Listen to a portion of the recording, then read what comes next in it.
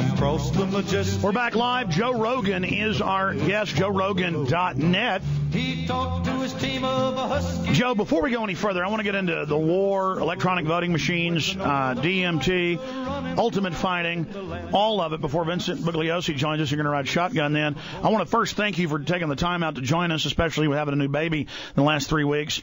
And I want to thank you for your friendship and all the laughs you've given me and the times we've had to hang out here in Austin and out in L.A. And it's good to be talking to you after a few years being out of touch. But just anything you want to mention about your website, what you're doing these days, any plugs?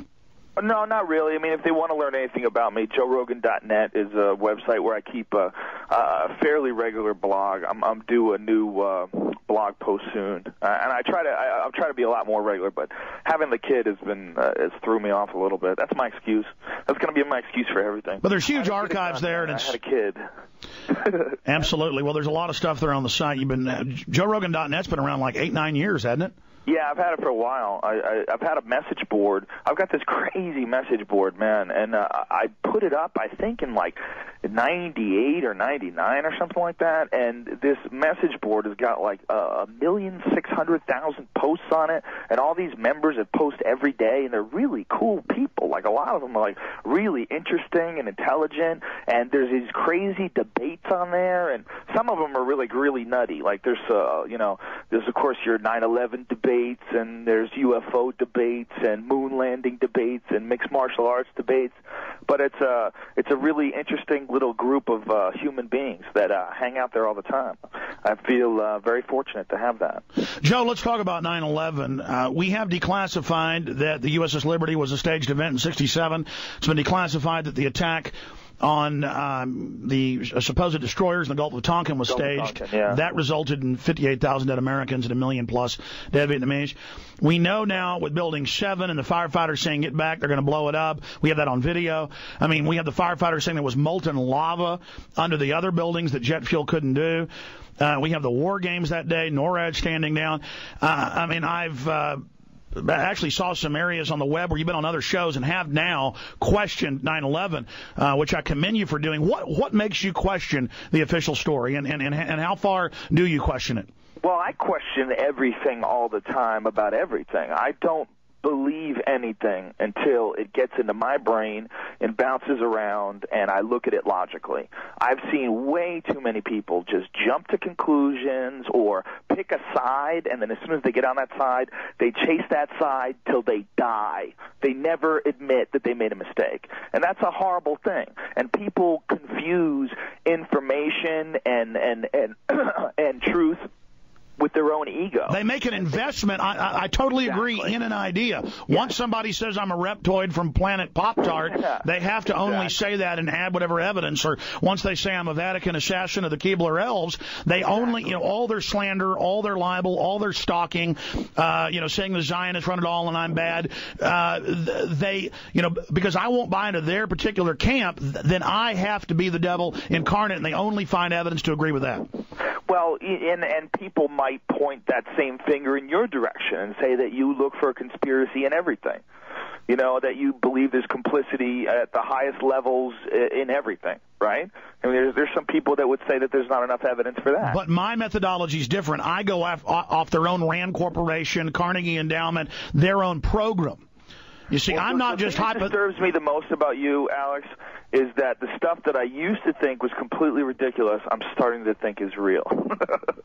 That's what's disturbed me the most about our friendship, is that when I first met Alex, I was like, okay, this dude's really interesting, and he says some stuff that sounds like 40% true, 60% donkey poo, But now it's way more like 70-30. It's hard to disagree with you on a lot of things. Well, thank you, Joe. Well, it's hard to disagree with you on a lot of stuff. But I mean, specifically 9/11, Building 7. Specifically 9/11. Look, I don't know enough about what happened to make I'm not a scientist. I can't tell you whether or not those buildings fell like that. And you know what? I think anybody saying that they can, a lot of that is speculation. The only way we're really going to know what happens when two giant planes hit two giant buildings is to build two more giant buildings and slam into it with two more giant planes. But Building 7 wasn't hit by one. You're right about Building 7, and Building 7 is the one building that I'm always willing to talk to people about because I find it very shocking that nobody thinks it's weird how that building fell, that building kinked in the middle and fell like it was a controlled demolition. Was it a controlled demolition? I have no idea. I don't even really know what a controlled demolition looks like other than what I've seen on the internet. Well, if the government would... Well, what I'm trying to say is I don't know. But it's strange to me that people will go, nothing happened. Nothing happened. Nothing happened. Wait a minute. Aren't you looking at the same thing I'm looking at? Because I'm looking at a building falling into its footprint. Why is it falling into its footprint?